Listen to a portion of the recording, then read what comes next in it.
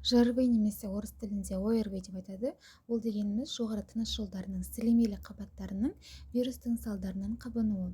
Оның бізде түрлері болады этиологиясына байланысты: тұмау, паротымау, коронавирус, аденовирус, рентгеновирус және де респираторлы синцитальды вирустар. Көпшілік адамның емделу барысында жіберетін қателіктердің бірі антибиотик қолдану. Естеріңізде болсын, антибиотик ол бактерияға қарсы, ал сіздің ауырып жатқан тұмау, яғни жалпы ЖРВ орвиларымыз ол вирустың салдарынан туындайды. Демек, қолданып жатқан антибиотиктеріңіздің пайдасы болмайды. Антибиотикті ешқандай көрсетілімсіз беймезгіл тағайындау қолданудың жалпы барлығы микрофлораны бұзып, дисбактериозға келіп, біздегі ішектегі пайдалы бактериялардың барлығын өлтіріп, иммунитеттің төмендеуіне алып келеді. Себебі иммунитет 70% ішекте орналасқан. Екінші кеңес: сұйықтықты көп ішу керек. Яғни қызу түсіретін дәрілер, қағыр түсіретін дәрілердің барлық әсері азайып кетеді. Адамның температурасы көтерілген кезде ағзасы сусыздана бастайды. Сондықтан да сұйықтықты көп ішу керек. Су, шай, бал қосылған ыстық сулар немесе кәдімгі компоттарды да жиі тұтыну керек. Үшінші кеңес ол температураның көтерілуі ағзаның қалыпты қорғаныс реакциясы болып саналады. Сондықтан адам егер өзін жақсы сезінсе, ешқандай дәрі қабылдамауға болады. Бірақ 38-ден 5-тен асып жатса немесе өзін нашар сезіну, әлсіреу сияқты байқалса, парацетамол немесе ибупрофенді ішуге болады. Мұрынды құрғатпай, жиі аквамариспен тазалап тұру керек.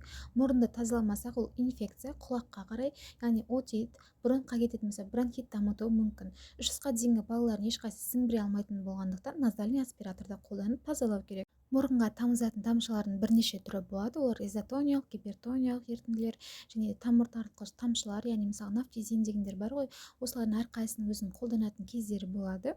Бұлардың барлығы жағдайды жақсартуға, симптомдарды азайтуға арналған. Ағзада стеноз, обструкция, яғни демалу қиындап ентігіп жататын болса, онда беридуал, салбутамол мен ингаляция жасау керек. Ылғалды ауаның көмегі зор, 40-60% аралығында болу керек. Құрғақ бөлмеде инфекция тез көбейеді, сондықтан да ауаны ылғалдаушы аппараттардың болғаны тіпті жақсы. Болмайтын болса, бөлмеде ылғалды уборкалар жасап, бөлмені кішкене желдетіп тұру өте маңызды болып саналады. Жетінші кеңес: ем барысында аспиринді 15 жасқа дейін, терафлюді 12 жасқа дейін беруге болмайды. Балалардың жиі ауырып қалу себебі олардың иммунитет жүйесі қалыптасып жатқандықтан жаңа инфекциялармен танысады. Мұрыннан жасыл бөлінуі ол ешқандай асқыну емес. Жасыл болу себебі организмде қабыну процесі болған кезде ағзада лейкоцит, лимфоциттер күреседі, олар көбірек бөлінеді, сондықтан олардың жойылған кезде мұрын арқылы ағзадан шығып отырады, яғни ағзаның инфекциямен күресіп жатқандығын білдіреді. Витаминдер ішудің ағзаға үлкен пайдасы бар. Біріншісі ол С витамині 50-100-500 мг мөлшерде болады. Оны дозасын дәрігер тағайындайды. Келесі ол цинк. Тамақтан кейін 10 мг мөлшерде ішу керек. Үшіншісі ол Д витамині. Таңғы аста майлы тамақпен ішу керек, себебі ол Д витамині бізде майда ериді.